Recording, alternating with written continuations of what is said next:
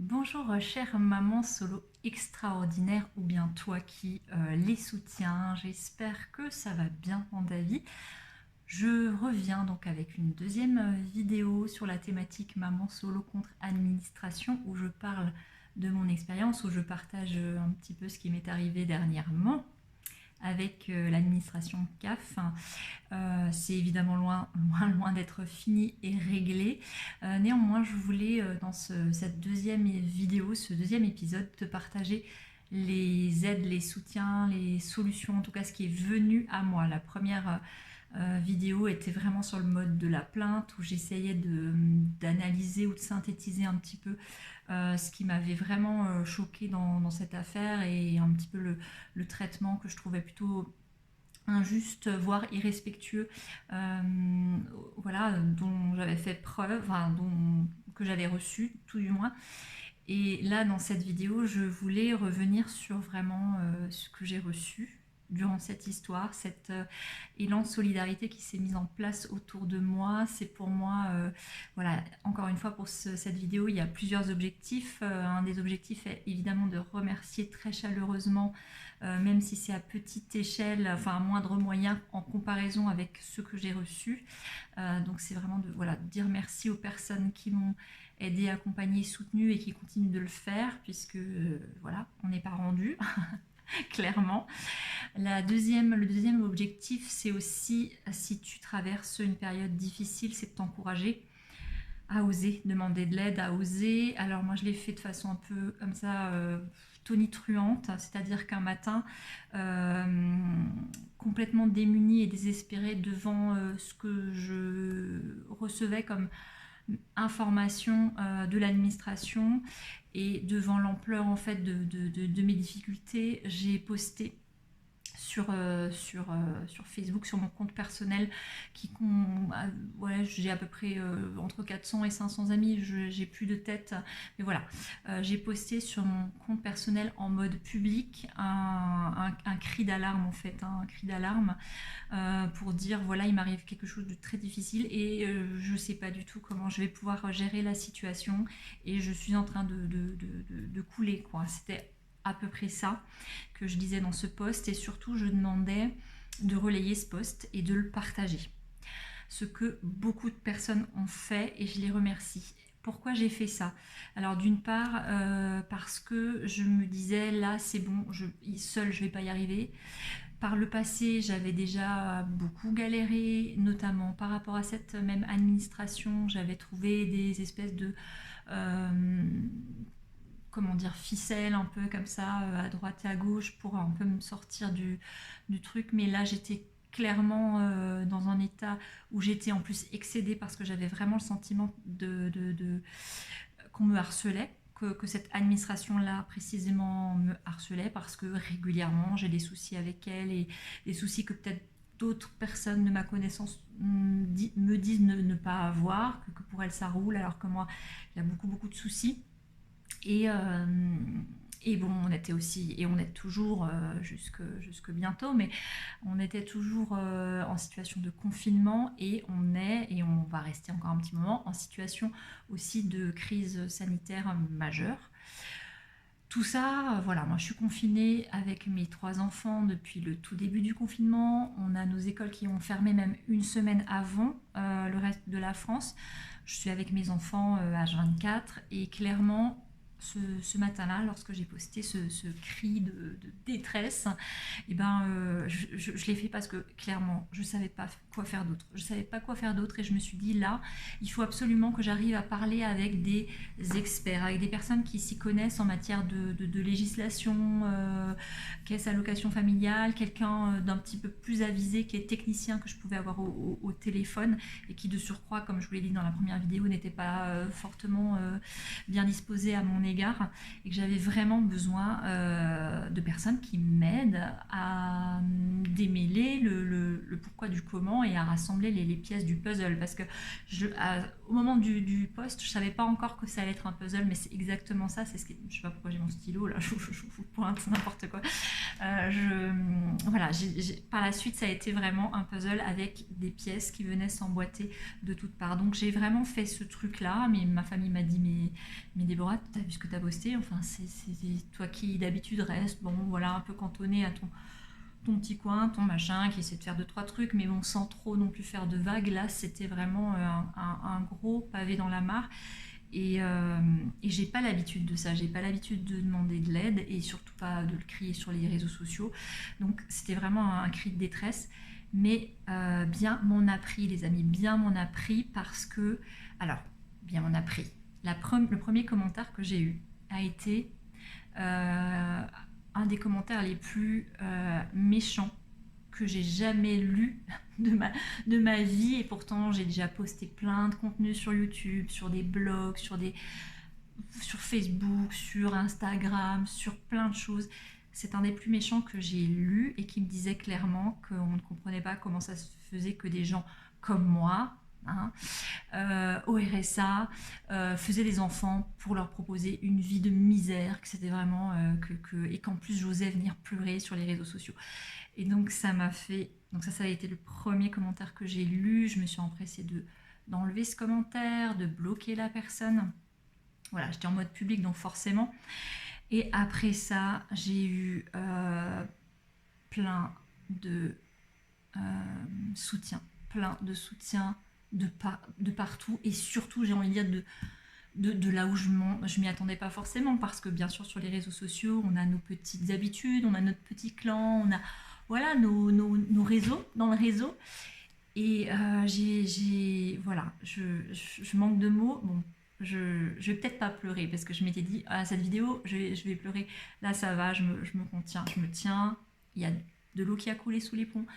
Mais clairement, j'ai passé, je pense, une semaine et demie à pleurer tous les jours parce que j'avais des messages de soutien, des messages d'affection, des messages de, de, de, de solidarité, déjà par les mots, par les messages que je disais, que ce soit sur ma publication, que ce soit en message privé. Après, des gens m'ont appelé, des gens qui avaient mon téléphone m'ont envoyé des SMS, vraiment pour me remonter le moral, pour me booster. Des gens ensuite ont partagé beaucoup, ce qui fait qu'à force de partage, j'ai effectivement pu trouver des contacts plus précis, plus experts, plus professionnels.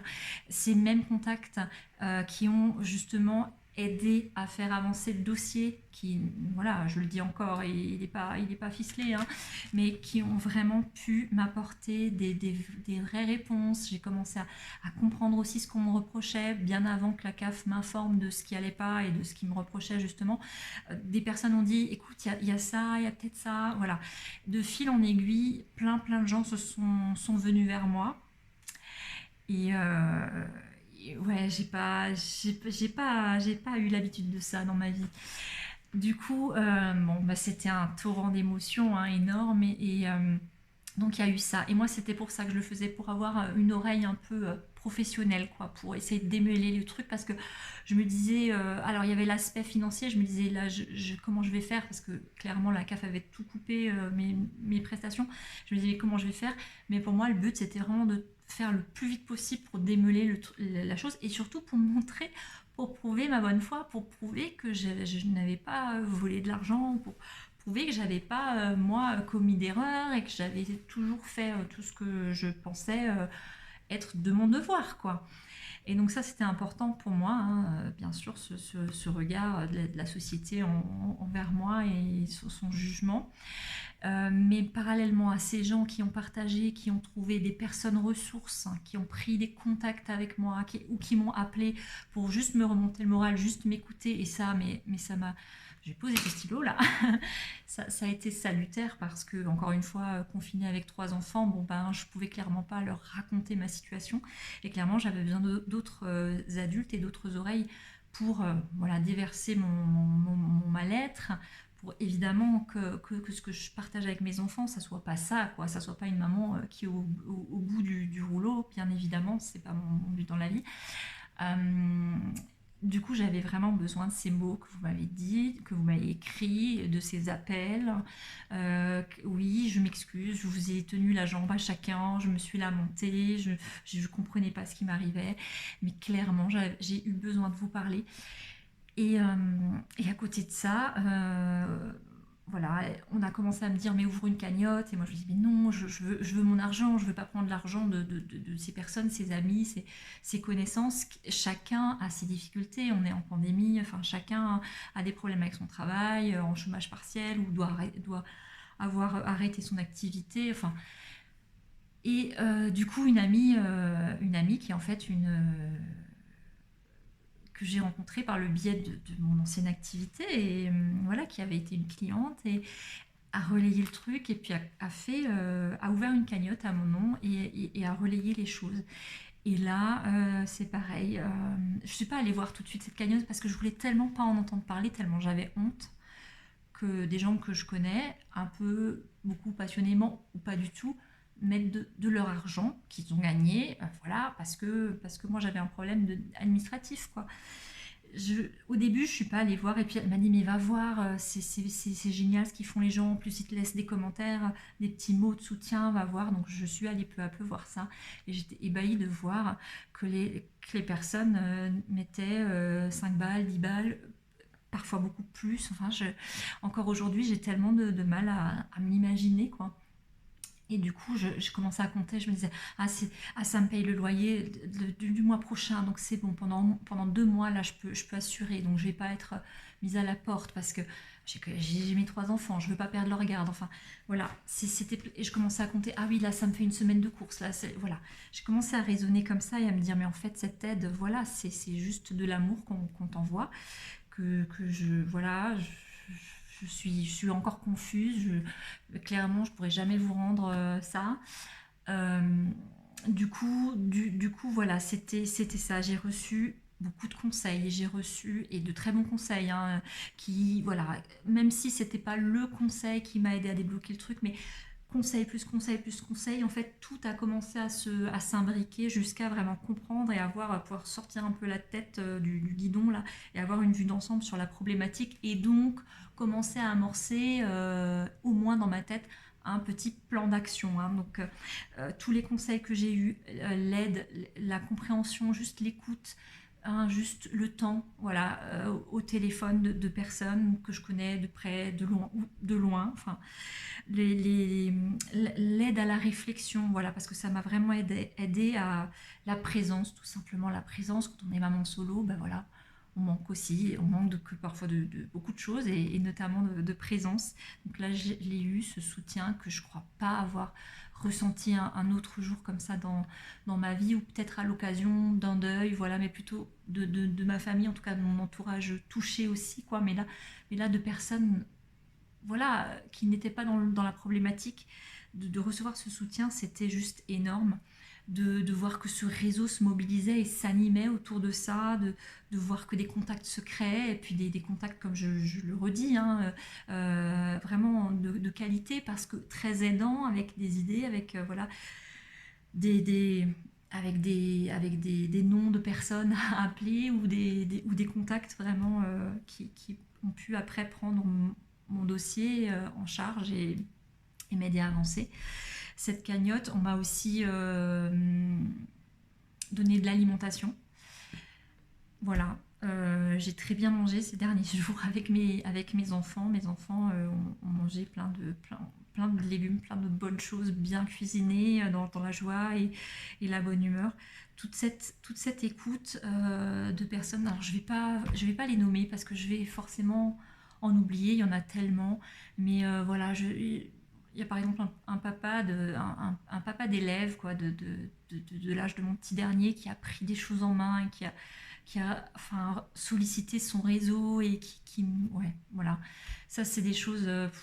Enfin bon, voilà quoi, ça, clairement. Voilà l'ami qui a fait qui a monté la cagnotte, tous les gens qui sont venus avec des contacts, même de personnes pouvant m'écouter, pouvant m'aider, des gens qui sont venus, des amis, des gens de différentes associations. Voilà, j'ai aussi reçu un chèque, un bon d'achat pour aller faire des courses.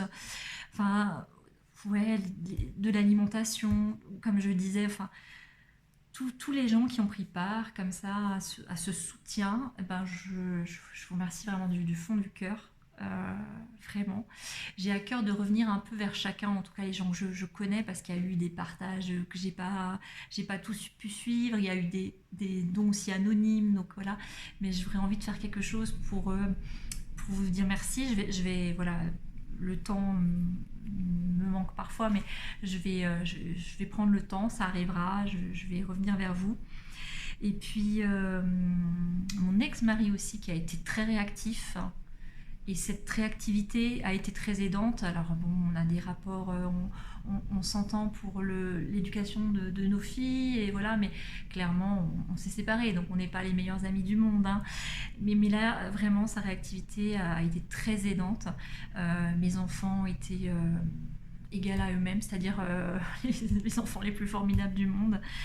Euh, et, euh, et ma famille, bien sûr, voilà, qui a pris mes nouvelles, qui ayant vu ce que j'avais posté, et puis est revenue voir si, voilà, de quoi j'avais besoin, etc. Mais tous les gens, tous les amis, je pense que j'ai passé une semaine et demie à pleurer et à penser à vous, et à penser à chacun, et à voir vos visages, et même la nuit, parce que ouais, les premières nuits, j'ai vraiment pas dormi, hein. Et je pensais à vous, et je me disais, mon Dieu, mais voilà, il y a des personnes qui sont en difficulté, qui ont mis 10 balles, et je me dis, mais cette personne-là, je sais à peu près ce qu'elle gagne, quoi. Et quand même, sur sa petite bourse, elle va mettre 10 balles, quoi. C'est un truc phénoménal. Et alors, je vous dirai dans la troisième vidéo, ce sera les perspectives et ce que je compte faire, hein, de cette cagnotte quand tout sera rentré dans l'ordre par la suite. Et voilà, parce que bien sûr que l'histoire ne s'arrête pas là, elle ne fait que commencer, mais je voulais vraiment vous remercier, et puis dire que c'est grâce à ça, et seulement grâce à ça, c'est-à-dire grâce à vous et uniquement grâce à vous, que j'ai pu garder le cap, c'est certain. C'est certain. Enfin, sans vous, j'aurais plongé, quoi. J'aurais plongé à tous les niveaux, et aussi émotionnellement, forcément, et psychologiquement. Je voudrais vraiment dire à chaque personne qui m'écoute que parfois dans la vie, ouais, ok, on a notre dignité, on nous a appris qu'il fallait se débrouiller, etc. Mais que parfois, demander de l'aide, c'est salutaire. Et moi, j'ai mon amie Fabienne qui m'a envoyé un petit mot, Fabienne Tournier, qui m'a dit, écoute Débo, tu sais quoi, la vie, elle t'envoie ça, c'est peut-être parce que tu as ça à travailler, d'oser demander de l'aide. Parce que c'est simple pour personne, ça l'a pas été du tout, hein, pour moi. Mais je l'ai fait, et j'ai été tellement récompensée de ce. J'ai sauté dans la piscine, clairement, hein. J'y suis allée, hein. J'ai sauté du plongeoir, du 50 mètres, hein. Paf. Et en fait, vous avez été là pour me réceptionner et pour m'offrir tellement plus que juste des bouées, et puis juste, voilà, un raccompagnement jusqu'à la berge, quoi. Et, jusqu'au bord de la piscine, parce que la berge d'une piscine, ça ne se dit pas. Et voilà, je voulais t'inviter, maman solo, voilà, à oser t'exprimer. Encore une fois, moi je pense que c'est ça qui est important, et c'est ça que je retiens, c'est ose exprimer tes difficultés, ose demander de l'aide.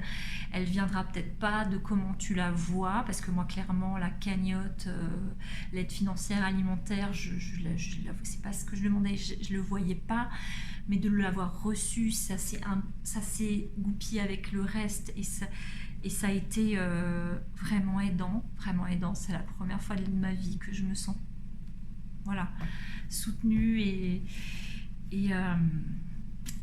voilà. Donc ose, même si c'est pas facile. Je vais vraiment faire quelque chose de cette histoire. Je relance cette chaîne, je lance ce projet d'accompagnement des mamans solo, et on va bosser ça. On va bosser le fait d'oser demander de l'aide quand c'est nécessaire. Et il y a un temps pour tout, il y a un temps pour demander, il y a un temps pour donner. Voilà ce qu'on fait tous, hein.